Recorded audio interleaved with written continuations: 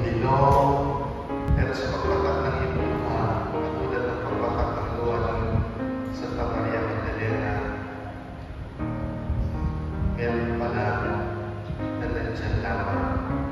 Mga kapatid, kung minsan, nararamdaman natin parang nag-iisa tayo.